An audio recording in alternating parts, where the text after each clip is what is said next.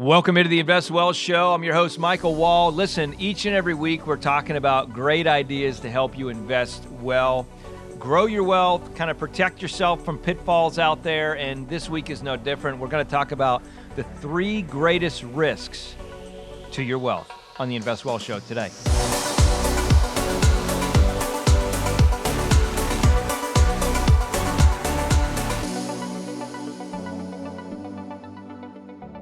All right, well, let's jump into it. Listen, many of you may or may not know, I've been in the financial space for almost 21 years now, really, when you think about it. Commentated nationally for about 6 years, CNBC, Fox, Bloomberg, and really have had our own firms for several years.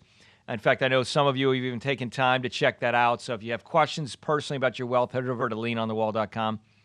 But I want to talk about the 3 greatest risks to your wealth. This is something that I believe is not often discussed. And, you know, I think so often what we see, what I've seen, my experience has been with media for years, is the focus of media a lot of times, or really most of the time. I mean, let's just call it what it is. Most of the time, the focus of media is to capture your eyeballs. That's really what it is. They want your eyeballs. They want you paying attention to their content, and they want more eyes or ears on their content so that way they can charge more for advertising. That's really at the crux of it, what most traditional media has been. And, you know, my experience of being on national media like the Fox Businesses and Squawk Box and stuff like that of the world is, you know, they're talking about, hey, what do you think about this stock? Or what do you think about this? What do you think about inflation? What do you think about what the Fed's doing? And all of these conversations, but there's never been any real tangible walk away, kind of take home bits for the consumer where they could say, you know what, I was watching this show and this is what I learned. And for me, one of the things that I've always done, if you've watched any of my time or any of my history or career, you'll know that I have spent a lot of time trying to think through ways that we can share and communicate financial tips in such a way that it connects with the listener, and that way you can really actionably take what I'm saying and look to improve your life. Not just say, wow, okay, yeah, this stock, okay, that stock, okay, this, whatever, and you feel like there's so much information and there's no real clarity on what's being said. So I want to talk on the show today about the 3 greatest risks to your wealth. I really believe these are crucial risks that we're facing today, you're going to face in the future, quite honestly, in ways that you haven't faced in the past.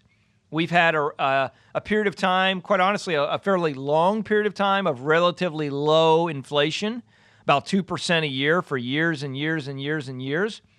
And I think the sentiment is from a lot of people that inflation is going to rise, and it's going to rise significantly. There's never been, let me just kind of say it to you this way, there's never been a time ever in the history of our country where dollars have been printed, right, by the Fed creating new monies and buying treasuries, pushing it into the system. Never been a time in history where money's been created and printed like it has been, where inflation hasn't followed it. It's important to know. Now, we've already seen inflation in little ways. I mean, just think about here we are basically July of 2021, and across the country, most people are ended up now, they're paying, $3 to $4-ish a gallon in gas. And we're in a place where, a couple years ago, it was closer to $1.50, $2, right? $2.50, somewhere in that ballpark. And the answer to that from our current administration in the White House is, well, just go buy an electric car. You wouldn't have to deal with it. Well, that's not a real world adult answer to the reality of why these problems have happened. We know goods and services are more expensive. I mean, if you're trying to build a home now versus trying to build a home a year ago, the cost of plywood has doubled, almost tripled in some areas in the country. So there are things that we're seeing now, and you can relate it to whatever you want to relate it to. What I'm saying is we are in a place where there's been a lot of money printed, there's a lot of things happening, and inflation is the first thing that we have to think about that is a great risk to your wealth. And let me kind of break this down to you if you never thought about it this way, because, we've heard the idea of inflation so much, it's almost like the frog in the pot. Starts out with cold water, gets a little warmer, then a little warmer, and then all of a sudden the frog's cooked in the pot. Here's the reality. Inflation has everything to do with your buying power. What does that mean? Well, that means if you got $1 million or $2 million or $100 million or $1 billion or $100,000 or $50,000, whatever you have to your name, what you can take that money and go buy today is called buying power. So as an example, if you want to go buy a Tesla, right?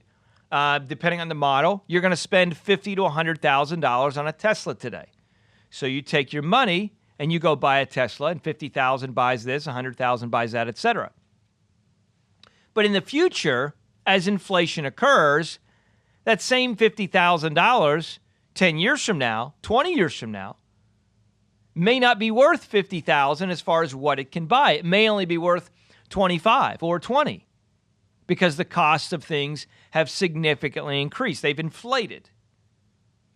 That matters to you in relation to your investments and where you are with your wealth, because if you haven't factored that in, then you're in a place where you're missing out on some great opportunities. So I want to give you 2 quick thoughts on inflation, and then I'm going to jump to the next one, the next great risk. 2 quick thoughts. A lot of times people have said in times past, you've heard this said maybe in media, one of the best ways to counteract or fight inflation is being in equities, being in markets, right? Being in the stock market. And certainly that is one way you can grow your money. But I think it's also important to understand when we talk about that, that's kind of point 1. Point 2 with that is another great way to protect against inflation is protecting so you don't lose a bunch of money. In other words, if the market drops 30, 40, 50%, I think everybody has the sentiment now that it just can't keep going up forever, right? At some point in time, that balloon's got to pop. And now you're in a place where if you're all in the market because your focus is to protect against inflation and that balloon pops and you lose 30, 40, 50% of your value, real stuff. Many of you that had some wealth during the 2008 years, you know exactly what I'm talking about. You lost a lot of money. That hurts, and it takes years to come back from. The only difference from then till now is you're older, right? You're literally 13 years later in life. So losing money now is much, much more important. So 2 things with inflation is, maybe the market's a good idea, but make sure you understand how much risk you're actually taking. And maybe there's some other opportunities out there to protect yourself. And in fact, there are. You could look at, real estate, quality real estate. You can look at private equity. You can look at insurance-based contracts. There's a lot of different things out there, but inflation is number 1. Second great risk to your wealth, this may sound elementary, but are losses. Losses are a great risk to your wealth. At some point in time as you get older, now if you're younger and you're listening to this, you may not have a lot of money to lose. You don't want to lose money anyways, but you're not in a place where if the market drops significantly, it may not hurt you that bad.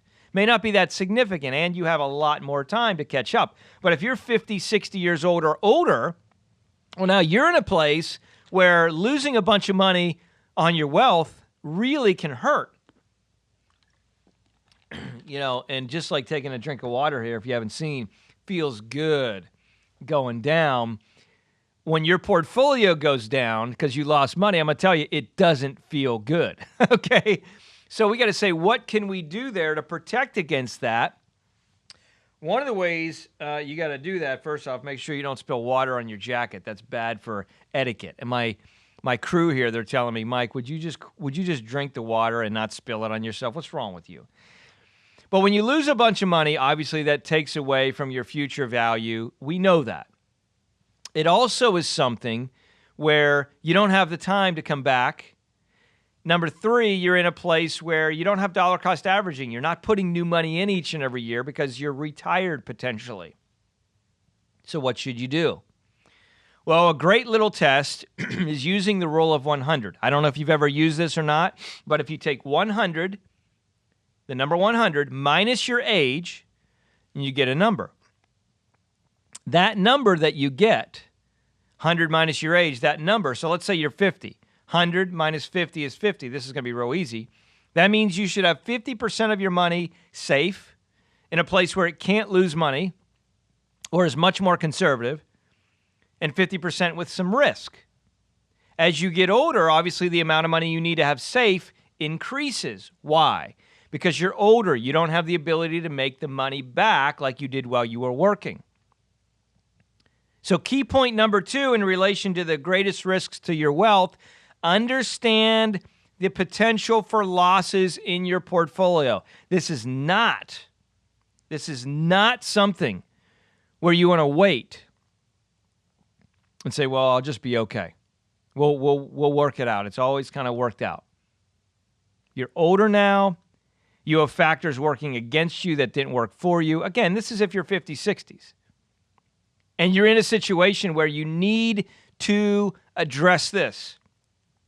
It's very important. Third great risk, and this is the big T word. No, it's not Tesla or trouble or tarantula. It's taxes. You say, ooh, I don't like taxes. I don't either. But I can tell you this, we've never been in the history of the country in the lowest tax bracket as we are right now. It's one of the lowest tax brackets ever in history. You know, the government is probably one of the biggest beneficiaries of most people's investment structures. Did you know that? Most people's investments, your investments. Now, we don't know that for sure without looking deep, right? Right now, it's like doing a haircut through the phone because I don't know what you have. But the reality of it is taxes are a big problem. They're not going away. You can't just put your head in the sand and say it's not going to happen. I don't need to worry about it. Forget about that. We got to focus on what are we actively doing to reduce money in taxes that we're going to pay in taxes. That might be today, might be on your income if you're a high income earner. It might be tomorrow, might be next week, might be next year, might be 10 years from now. But we got to be thinking about creating a plan and saying, what am I going to actionably do? Don't be like the politicians that say, you know, this is a problem. It's going to be a problem.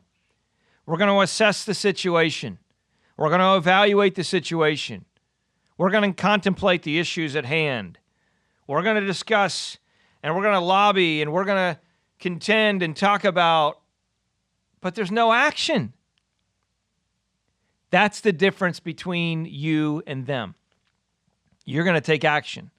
And hopefully by listening to this show, you're saying, Mike, you know what? I am worried about that. I got a lot of money in an IRA right now. I got a lot of money in a high-taxed account like IRAs or 401ks or 403bs, things like that. Those are all taxed at ordinary incomes. Maybe you have property that you own that have a lot of gains on them, right? They've made a lot of money over the years and you're worried about selling them and paying capital gains taxes. Or maybe you've increased value in stocks that you own and like, I'd like to sell it and keep my profit, but I'm worried about paying taxes. Well, I can tell you that this is not a one-size-fits-all situation, but this is something that you must evaluate. Let me give you a quick, simple example of why this matters.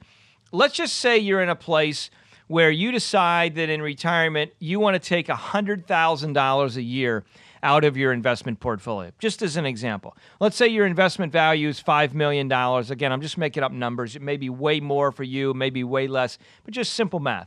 $5 million, and let's say on average you earn 5% a year. All right? 5% of $5 million, as you know, 5 times 5, $250,000 a year. So at 5%, you're making plenty of interest to take out your $100,000 a year. Here's the issue.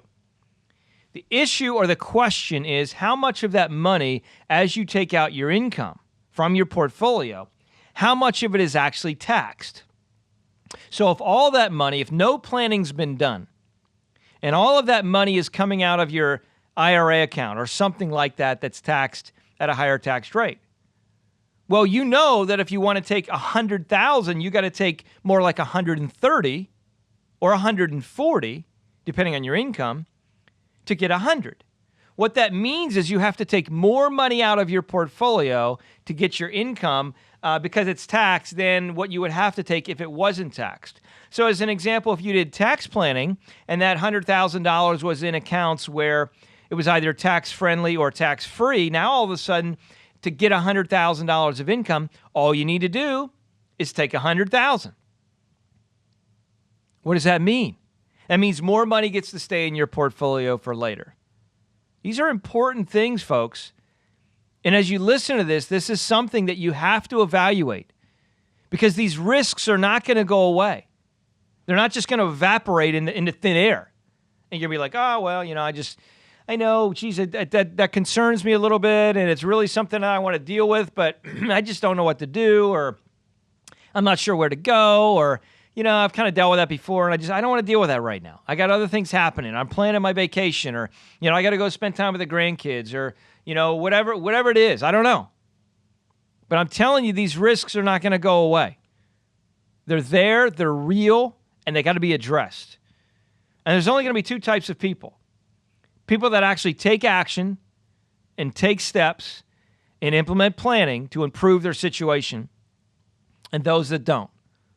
Those that just laissez-faire, hey, we're going to ride it out, we're just going to be in the markets, we're just going to, not really be overly assertive on what we're doing. Those are the two types of folks. Who do you think is going to fare better in the future when inflation rises, when taxes increase, and when there's a potential for a stock market decline? Who do you think is going to fare better? The one that said, you know what? I'm going to take this seriously. I'm actually going to address these three things in my portfolio and see how I can maximize, the process of reducing my taxes, protecting from losses, and looking for ways to fight against inflation. I'm going to actively do that versus the other person that hasn't done anything. It's like a student in school, and you got two kids, and one says, this math test is coming up pretty hard. I'm going to study and study and study and study, and then when I go take the test, I'll be ready. Now, are they going to get every question right? Probably not. But how do you think they'll fare compared to the other student that says, we got a pretty big test coming up, and I don't need to study. I'll just figure it out along the way. Who do you think is going to get the better grade? The one that studied or the one that didn't? Well, I think that's common sense. The one that studied, right? So with this, you got to address these risks. And again, the three greatest risks are, make sure you get them. Number one, inflation. Number two, losses on your portfolio. And number three, taxes in the future. This is huge. Now, you may be working with someone right now that's helping you with your investments, or maybe you're doing your own stuff. I don't know what your situation is. But if you don't have clear, precise, concrete planning that you've been implementing to improve your situation, then I'm going to challenge you to find someone to help you.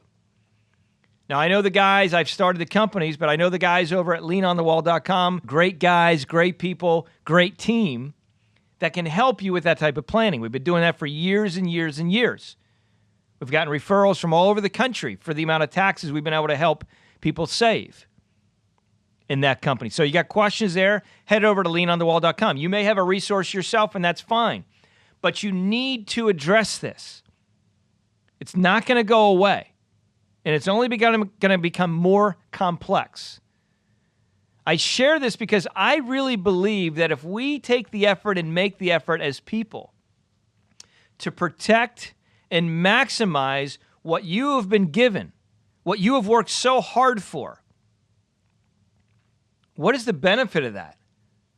Well, the benefit of that is for future generations and for our future economy, it's only a win. It's a good thing.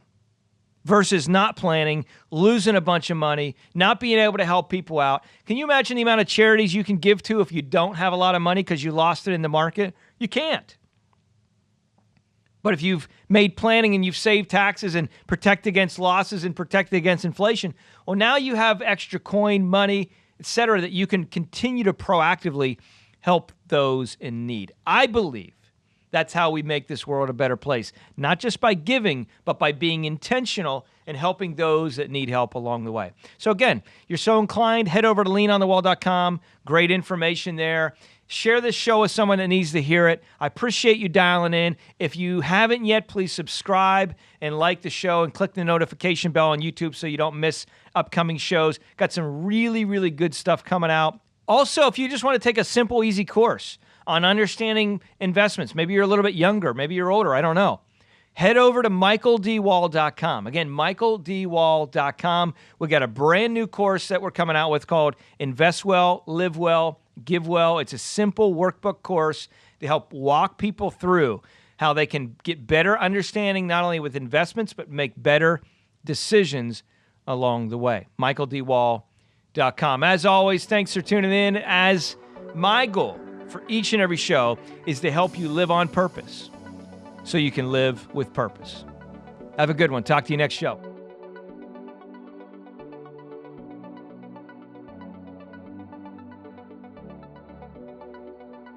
Thank you for listening to the Invest Well Show. Please note that this information shared on the show is not investment advisory advice, and it may not be reflective of your personal situation or the needs that you have. If you have questions specific to your financial situation, please make sure that you reach out to an investment advisor directly or a tax attorney or tax coach or CPA to help you with your personal situation. Any additional questions that you may have, please make sure that you seek out a professional to get the guidance needed for your specific situation. Again, all content and information shared on this show is not to be deemed as specific investment advisory advice.